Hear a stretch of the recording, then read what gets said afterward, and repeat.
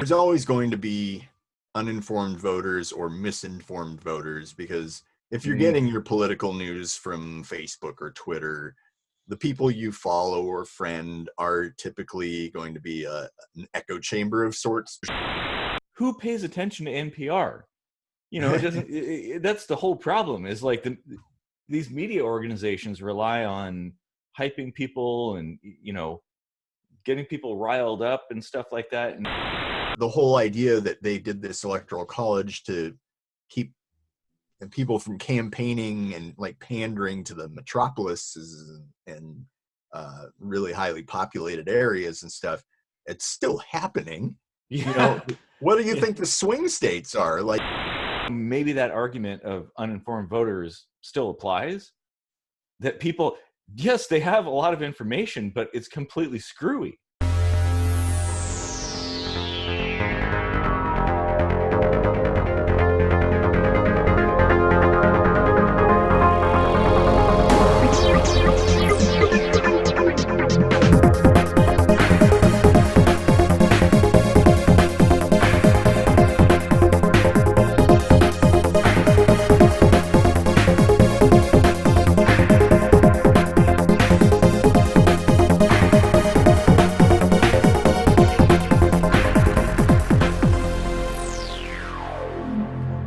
Okay, welcome to another kitchen sink microscopy.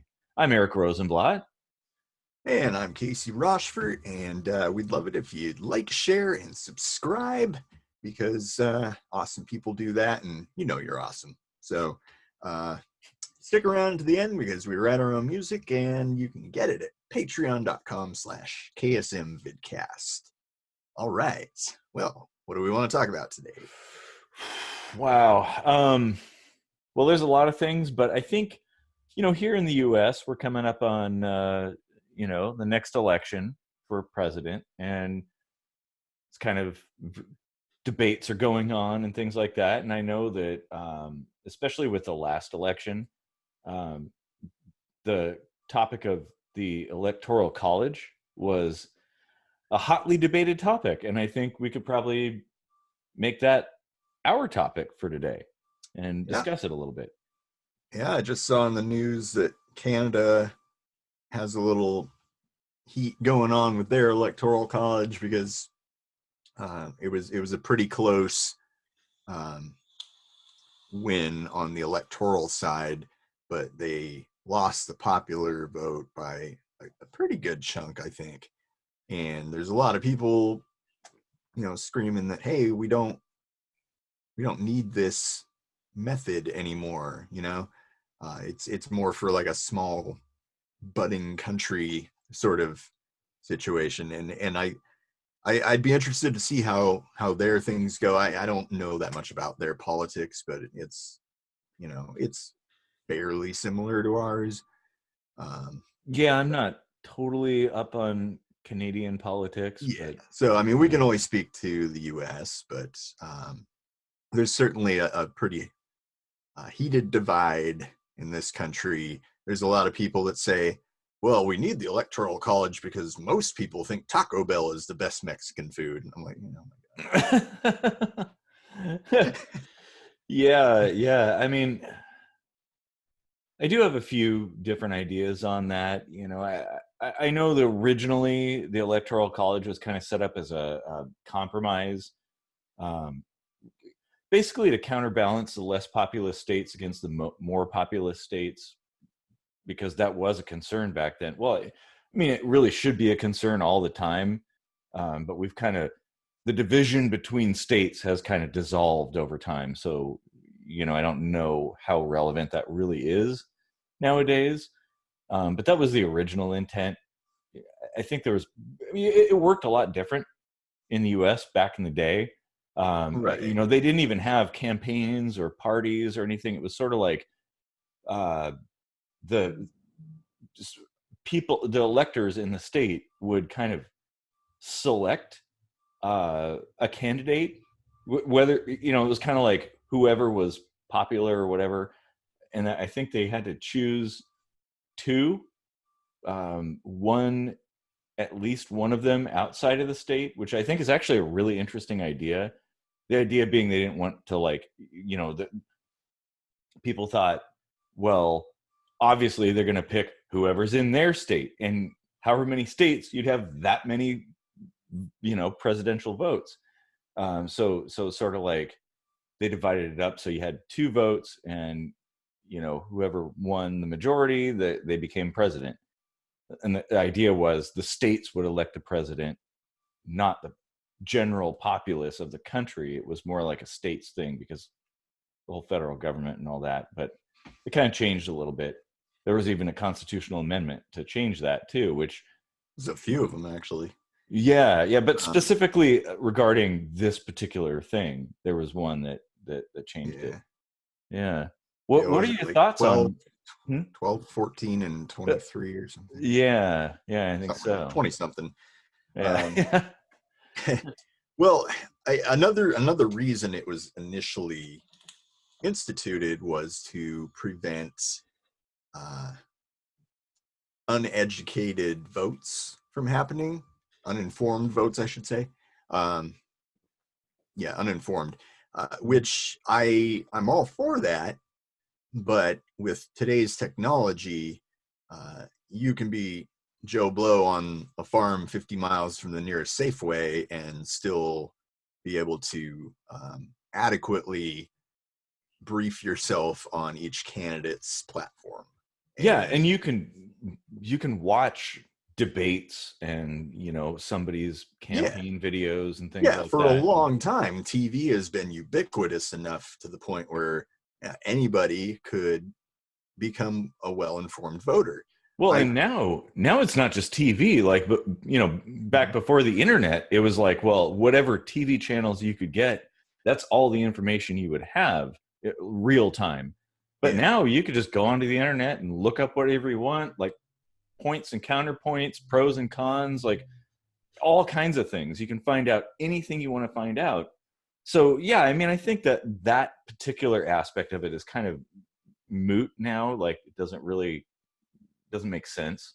yeah. Um, I mean, there's always going to be uninformed voters or misinformed voters, because if you're mm, getting your political news from Facebook or Twitter, the people you follow or friend are typically going to be an echo chamber of sorts, because you usually align with people of similar thinking patterns, and those are the things that sure. you see the most. And so there's a little bit of that bias that's always going to exist, creating further political divides and stuff. But that's another topic. Well, uh, I would argue that if you get your information from, I mean, you talk about like Facebook and forums and things like that.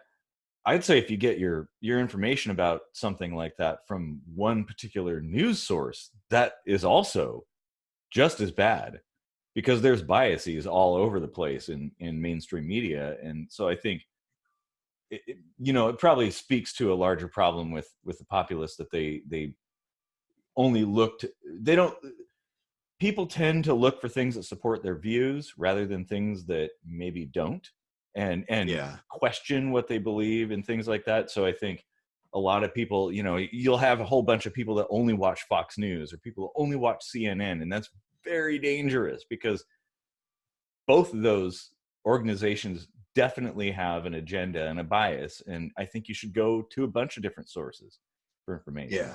There's a great pictograph, or whatever you want to call it. It's kind of this gradient, and there's logos of all the mainstream media, and it basically goes from uh, like one corner is like sensational conservative, and then it gets more moderate, and then like the other far corner is like sensational, um why am I blanking, liberal, Yeah. and then there's like more like um like a little bit more straightforward, like straight shooting stuff on these other corners. And then like somewhere in the middle of each end is where you get like this uh lesser bias and That's where things like CNN is like, I think somewhere toward the middle there, and Fox News is pretty far toward like the sensational side, and but it's good because you Yeah. can see things like Huffington Post, which a lot of people rely on, which is basically just anybody who wants to blog can blog there. Yeah. That's like, oh, this is crap. Don't really pay attention to that. Yeah, I It's consider really Huffington helpful, Post no better than Breitbart, really, in terms right? of like actual unbiased information. I think NPR. I've seen that some Yeah, graph similar to that, and NPR was kind of in the middle, like a little bit left leaning, but pretty fact based. And yeah, but who pays attention to NPR? It doesn't. That's the whole problem. Is like these media organizations rely on hyping people and getting people riled up and stuff like that, and that's where everybody goes for the information. So I mean, maybe that argument of uninformed voters still applies, that people, yes, they have a lot of information, but it's completely screwy, you yeah. know so I don't know. But to get back to the electoral college thing, it's like another thing that's supposed to be good about it is this removal of bias. Since we're talking about bias, uh, Mhm. I find that to be an interesting concept. I mean, maybe at one point that actually worked, but the way things are done now, the electors are chosen along party lines, and they're typically expected to cast their votes along those lines. So it's your votes don't really count in that manner. Like the way it's Yeah. supposed to work is, winner takes all in most of the states. So, whatever the majority of the state says, that elector is supposed to cast the vote in that manner. Um, it's a little different, but on the caucus level, I know that here in Washington State, that did not happen in the Democratic caucus in 2016.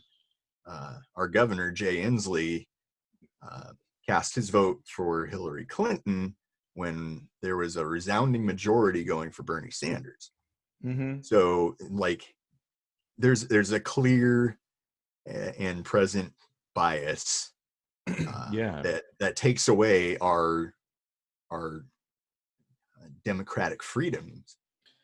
Yeah, I mean, it is kind of a mess, honestly. Like, I think the original way it was set up might have made a little bit more sense. The fact that it wasn't a popular vote, it was more like the states deciding who should be kind of in charge of the federal side of things.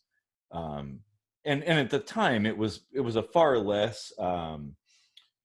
It had a fewer tendrils. Really, as a person living in a state, it really didn't matter who the president was, because it didn't really affect your daily life. Obviously, things have gotten a lot more complex and a lot bigger, than back then. But I do kind of like the idea of they had to cast two votes, um, which now it's not that way. Uh-huh. So it's kind of an interesting idea. But yeah, man, Yeah, and I don't then know. I never really understood how this the way they divvy up the weight of how many electors a state gets. If it's supposed to be tilting the scales in favor of the less populous places, why does Montana have three? Yeah, Shouldn't they have 38 like Texas does? exactly. That's the thing. Maybe it should be the senators, because that's a finite number. Like, it's a set number per state, two, I believe. Um, Well, that is how they do it. But I guess there's three senators in. no, I think it's the senators and representatives. So Yeah, Senate and House together, number of people, if I recall. I mean, it's been yeah, a little while since I've studied the Constitution in yeah. So detail. one Um, elector per representative and senator. yeah. Yeah. So if it would actually be a true balance if it were the same number of electors for every state. Oh, because there's only 2 senators per state. Yeah, yeah. So then, I mean, I'd like to see a little bit more than just two people's opinion. But you know, it should at least be the same number of votes cast per state, and you know that would at least balance everybody against each other. Yeah, Not that but I don't I know if mean, that really matters nowadays. Like, does it? Do we really care about states anymore? I don't know. It I, was a big deal back in the day, like a huge deal. yeah, Um, no, I think if they're going to do it that way, like if their argument is that these geographical pockets, isolation, are going to have different views from the pocket next door, which is absolutely true, then they mhm. need uh, equal representation, but that's still not happening. No. And the whole idea that they did this electoral college to keep people from campaigning and like pandering to the metropolises and really highly populated areas and stuff, it's still happening. Yeah. What do you Yeah. think the swing states are? Like 90% of the campaigning happens in the swing states, and Yeah, it's a little, everywhere else is just like you get maybe one visit, if any, yeah. if any. Yeah, And that is a thing. And I think in that case, it's really hard when you're talking about, you know, a federal president, um, that it, because there's definitely a divide between the urban and the rural uh, cultures in this country. uh-huh. And they want and need and expect different things. So it's really, I think that's actually where the divide happens. It's no longer on state lines. It's more like the big cities versus the country. You Yeah, know, the country being like the sticks, basically. You know, less populous areas. They're very, very different. And you know, obviously, the more populous areas, the big cities, the urban areas, rule over everybody else. And you know, I don't know. I do have an idea as far as presidential elections, and you know, maybe it could even go towards this the state level as well. That that would my proposal to eliminate or at least reduce corruption to its minimal level with the current system we have is to eliminate elections altogether and make it like jury duty. So it's a lottery. You yeah. know, they have a system, some kind of system that's transparent and randomized, and they send out, you know, maybe it's like a collection of names. So, you know, whatever, if you're, you know, I don't know how they would decide this, but whatever, let's say it's Well, decided. And so one day you might get a letter in the mail saying, guess what? You've been selected to be president. And you could choose to do it or not to do it. And if not, then it'll go to the next person. But if you do, then there you go. And it would accurately represent the whole population eventually because it would be random, which would make sense. You know, you'd get yeah, some smart people, you'd get some dumb people, you get some sane and some crazy people. And I think that would be, you know, as fair as it could possibly be. yeah. I think we talked a great deal about that on a kitchen sink after hours episode, didn't we? Yeah, I think so. Yeah. But you Yeah. know, I think this is relevant to this Yeah. topic. You know, Yeah. I mean, that was a good discussion, though. If people are interested, check that out. It's another you know feature that we have. It's some more rare videos, so that there's less of them, less frequently, but it's a little more candid, a little more laid back, and you can get it on patreon.com/ksmvidcast by being a patron of any amount, and there you have it. So if you want to hear more about Eric's idea in great detail, and the ideas that I have that I'm forgetting now, uh, check that out. yeah, But yeah, I do like that idea. I also kind of, thinking about this, I was going along the lines of like why, so like they consider a majority like 2/3, right? Instead Uh, of just like 51% versus no, that 49. depends on it depends on what you're talking about. Mm-hmm. Well, um, I was just thinking like if we just did like a popular vote, but if it was like close, like a certain range, like a certain statistical, deviations or whatever, then it goes to an electoral college. But we don't necessarily have to use them every election cycle, like Yeah, and have it be kind of like a tiebreaker sort of a situation. sure, and I think that's what Congress was supposed to do in the event of a tie in the electoral college. So it's kind of similar to that. Yeah, it does bother me that uh, this country with over 300 million people has basically one person representing it nationally, and it flips and flops and keeps changing. And of course, in this country, we essentially have what amounts to a two-party system. Yeah. So only those two parties and only the people who ascribe to those two parties ever get any kind of voice or representation at a national level. And I think that's a huge problem. Like, And half the country is always pissed off for 48 years, yeah, you it's know. actually less than half because not everybody votes. So, but half of the voters, yeah. So that's true, and it goes back and forth. If you look at the numbers, it's pretty much done that. And I don't know that that's a really constructive way to do things. It's kind of like, imagine if there were two different architectural firms, each of which had a completely different view of how a building should be built. And this building is going to take 100 years to build, but every 4 years it kept flipping between architectural firms as far as what the design was going to be. Imagine how much of a mess that building would be it would be like EMP. By the time they're done, not to talk shit about EMP, because from a engineering standpoint, it's a marvel, but it's ugly. Um, Yeah. It's supposed to be shaped like um, broken guitars.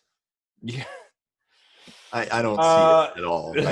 I've been up in the Space Needle. I've looked directly down at it, and I'm like, I see a fretboard, but that's about it. Like, yeah. I mean, I think I rest my case. yeah, It must have had two architectural firms designing that thing. yeah, Um, but yeah, like I think maybe I don't know. Maybe there should be like more people in the offices of the president at one individual, one given time. Like maybe a few different ideas at the same time. Like, I mean, what I'd like to see is kind of a panel, I guess, like a panel of presidential uh, people. I guess I don't know how you uh, yeah. say No, that, like but there's definitely more than one way to skin a cat. So like yeah, there's a lot of successful countries that have free speech and all that good stuff that everyone's so in love with, and they do it differently. Mhm. Like well, a lot of people say, well, the Electoral College was put into place after World War II in Germany to prevent Hitler's from getting into power and stuff. And it's like, well, their presidents are kind of figureheads. They've got a chancellor who's got all the power, and it's a different dynamic. Yeah. Uh, if our president was just a figurehead, that would like right now that would be a little bit easier to explain off to people. But Yeah. unfortunately, our president does have like a pretty decent amount of power with like executive orders and whatnot. And Well, and I think that's actually a big problem. Like, why do we even have a system that allows for that? Because, I yeah, mean, when times are good, when the grass is green, like, well, okay, everything's fine. We don't have anything to worry about. But, uh, when, why would you want a system where if the wrong person gets in, they have access to all the levers and knobs that can completely cause destruction? So I think that's a thing, and that's where having like a counterbalance, like a panel, would be good. That maybe Yeah. we don't need one person. I mean, again, 300 plus million people in this country, and one person's at the helm of the ship. Like, that's a Yeah. little scary. Not that there are some checks and balances, but I think it's been eroding over time. Yeah. I mean, like your example of a panel, I mean, we could probably institute that in some manner. Like, let's say, like, I think the whole idea of the executive order is to deal with an emergency in kind of a snappy fashion rather than like Yeah. bickering with Congress and the House and stuff like that.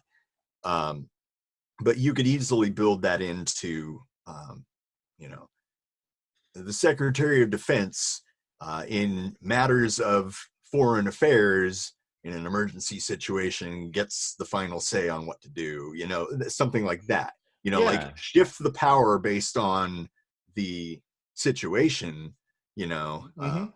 No, that's and a good idea.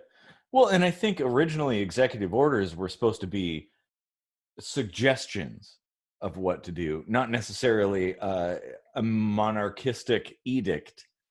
And I think that's changed over the years. But yeah, yeah, you're right. Like there are times where there's something big and something has to be done right now. But you know, there's executive orders, uh, you know, that were passed like a very long time ago that still apply today. Like, why? How come 50 years later these executive orders still apply? Like that doesn't make any sense. It should be a temporary thing. You yeah, know, and that's the thing. I think the scope of the federal government's really changed a lot, and I think that's what makes it very dangerous in that regard. I mean, this is kind of we're kind of deviating off topic, but I still consider it kind of connected in a way. yeah. I mean, it's what it boils down to is we're supposed to be a democratic republic, right? So there's democracy on the lower stuff and more of a republic thing at the top tiers. And what we're getting into is this kind of like distorted republic because the whole point of that is to have the people ultimately having the power. Yeah, But yeah, that cross communication between the democracy part and the republic part has been distorted by the system, you know, like even though we are doing things the same way, well, because we're doing things the same way as we did when we were a budding country, we're running into problems now because we're not evolving. Like, yes, yeah, we have a few constitutional amendments like a long time ago. Like, yeah. it's really time to do some heavy duty updating. Like, I would really like to see a president get into office and say, look, we need to seriously sit down, like all of us, go over the okay, yeah. Mm-hmm. So like there's, you know, this idea that we're a democratic republic and where, you know, you have the democracy handling the small stuff and then it, you know, trickles up to this republic area where, you know, our chosen representatives speak for us, you know, based on, you know, what we've voted. Yeah, And on a national level, basically. right, on paper that's how it's supposed to be. And in practice, as many things go, it's a little different. Yeah. Oh, wait, sound got a little weird again. It's super quiet. Can't hear anything.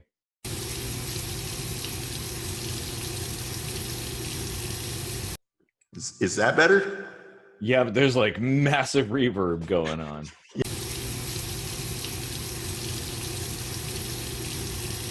Well, Yeah, I that's don't know. I better. don't know what's going on, but That's weird. I do have shit internet. It's been getting worse and worse. Your signal looks good here. Like at least your connection from this end is pretty decent. But then that doesn't mean it doesn't mean much on the other side. Oh, wait. Oh, it just got quiet again.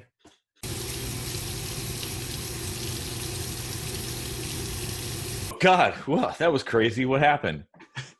I don't know. I don't really remember what we were talking about. It's almost as if weren't we talking about cats on the internet or something? Yeah, I think we were. I Wait, think no, that's I think that's a safe thing to talk about because we wouldn't want to piss off any government agencies or anything. no, no. Now there is something in front of me talking about the Electoral College. Hmm. Um, Oh, I I think that's just fine the way it is. Everything's tickety boo. yeah, it's Yeah, hunky dory. yeah, Yeah. Oh yeah. yeah. No, My representatives say exactly what I feel. there is no corruption whatsoever. None whatsoever. I will keep voting and I will keep smiling. Yeah.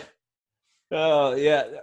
I think we have some connection problems, so we should probably uh, wrap things up. But if what I see here is correct, I think we actually talked about some good stuff. So, um, any last thoughts? Like, I actually, I don't think we talked about the tyranny of the majority. That's That right. would Yeah. that would be a good one. So yeah, what are your thoughts on that? Like, do you think the majority is often wrong or uh, out to get people, or do you Mm. think that perhaps that sort of phenomenon actually more often happens with the minority of thought?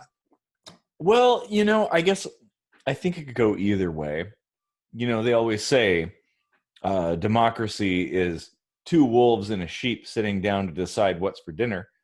Um, but I don't think that always applies. Like, I think sometimes, um, you know, the majority could be right, but then how do we know? There was a time where slavery was accepted and it was the majority view.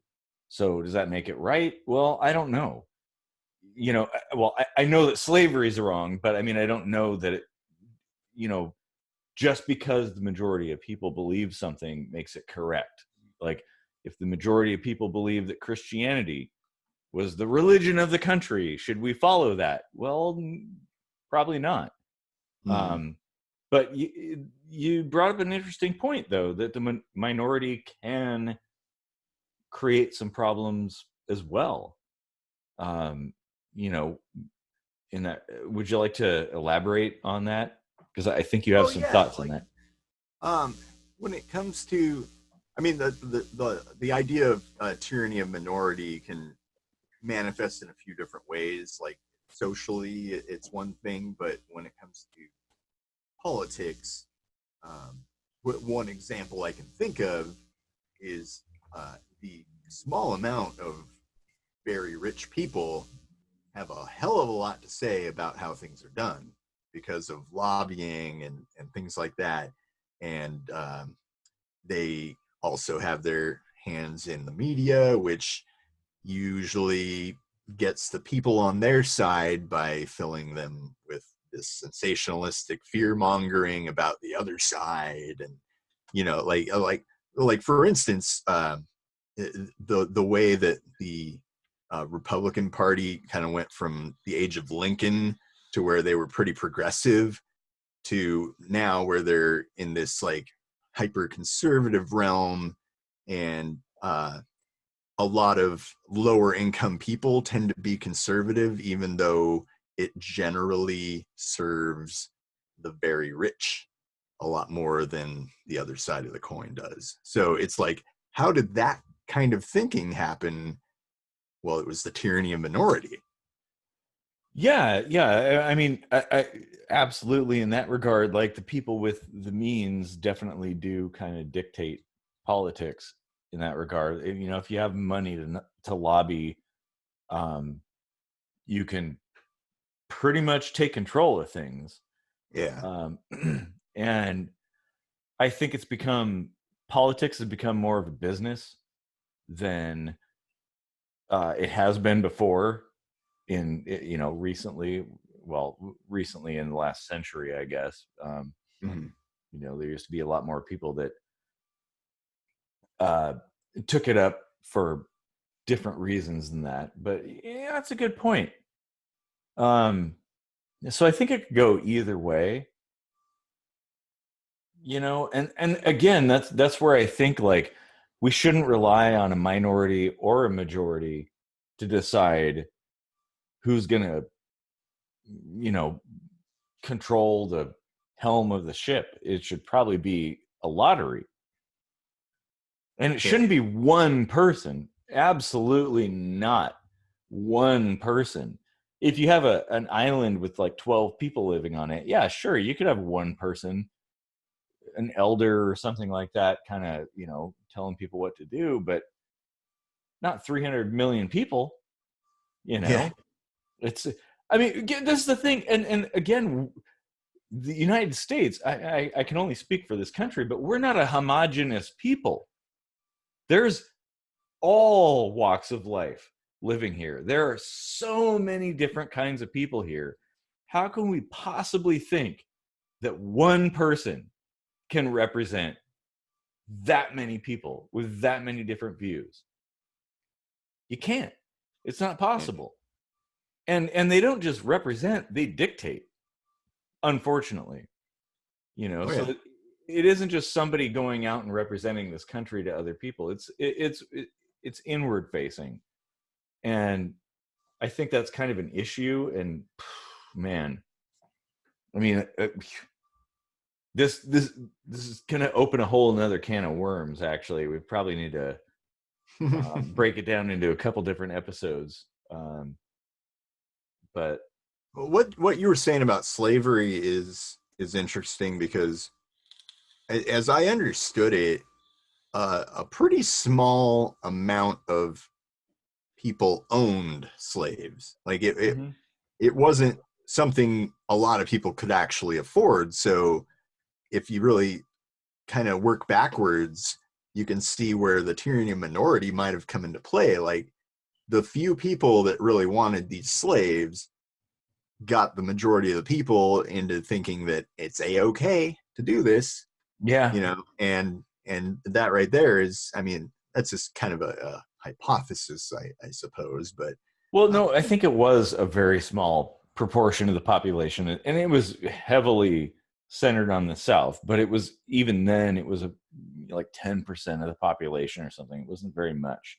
yeah. Um, And and obviously there were a lot of people sympathetic to the slaves at that time. yeah, I mean, not as much as there probably should have been, or yeah, I should say there probably were a lot, but there weren't that many people that speak up because that's just kind of the nature of humans. Is we're usually scared to speak up and against the majority, or what yeah, we perceive to be the majority, I guess. uh, sure. And that's how, you know, the Nazi Party comes to power. mhm. You know, things like that. And I that's true. That's a really good point. It You So know, oh man, go so ahead. I think you're right though. Like we probably shouldn't just put all of our eggs in one basket. Like, oh, the majority is always right or the minority is always right. It really should be a little more random. I mean, not everything can be decided in that manner, but at least the people deciding it could be chosen in that manner, you Well, know? sure. I mean, how else could you have a proper cross section of this population? Yeah. If we were homogenous, if this were, say, Iceland, I think we could, you know, effectively get a representative by an election. But in the United States, there's like so many different people from so many different places, all kinds of different views. You can't possibly. I mean, because the thing is, if you have an election the way we have them, the person with the most money wins, basically, Yeah. or the most you know, outlandish person could win in this Yeah. case. Like, you know, in the last election, like, the most ridiculous, goofy person could win. Um, so do we really want a system that works like that, or should it be something that's a little bit more even, level-headed? I, I'm leaning more towards the latter. Yeah. um, I mean, probably the best way to do it would be to fashion like 5 magical rings and give them to people, and they'll be like rural, urban, activist, and then they're all like, your powers combined, I am Captain United States of America. Can't say Captain America because that's taken. oh yeah, yeah. So yeah, like a Captain Planet kind of thing. Yeah, who's going to be Gaia then? Uh, no, I do actually think that a panel makes a lot more sense. Um, different representatives from different cultures, different people, and it really ought to be more of a lottery system. The idea that you even have like a public election, and it's either or, like winner takes all. There's 51% and bam, you're president. Like that's bullshit. Makes no sense. It should be a bunch of people, because there's a bunch of different views in this country, a lot of different viewpoints to be represented here, um, and we don't have that now. Yeah. I kind of see it as no different than having a king, honestly, especially with executive orders and all that stuff. We're no different than that. Yeah. I mean, if you look at the definition of a republic, uh, it it kind of describes a monarchy and then just says, except without a monarchy. So, um, so the people that are like, America's a republic, they're basically just touting the fact that we have a king and we call him a president. Uh, Yeah, I mean, it is kind of a fine line between those. There's issues with everything, with a yeah. republic, a democracy, whatever, like they all have their problems. Mhm. But I think, oh, man, I mean, going back to the Electoral College, uh, it's hard to say if that even makes sense anymore. And it's hard to say if a popular vote makes sense anymore, because we're not the country we were. We're huge now. It's Yeah. completely different. And I'm not gonna. Okay, maybe I'm gonna say balkanization, but maybe it's time to divide the country up into smaller pieces, more easily managed pieces, because Yeah. it's huge. That would make sense. I would definitely say that's Uh-oh, we got audio problems. Wait, okay, it's back. yeah, I definitely think that's probably one of the directions our country might end up going in, is sovereign 50 sovereign countries basically. Yeah, or it probably won't even be 50 anymore. It'll be divided, but in some kind of other way, like not the original. Cascadia or Yeah, yeah, and that might be a good thing, because things change, the world changes, like we evolve, and do we want to just like should we just business as usual, like, oh well, this is the way, appeal to tradition, like, well, this makes the most sense because this is the way we've been doing it, or should we analyze things logically and come up with better ways, you yeah. know and I think there's a better way. And yeah, people argue on and on about the Electoral College, and I'm just like,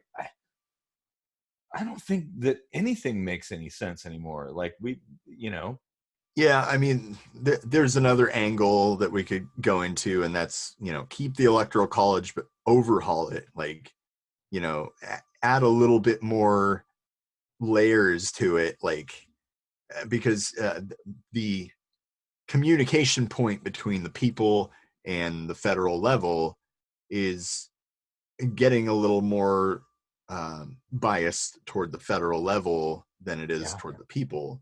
So either you add another layer or you have it just not be senators and representatives that get to be the electors, but rather have that be a panel or a lottery or something, where basically people.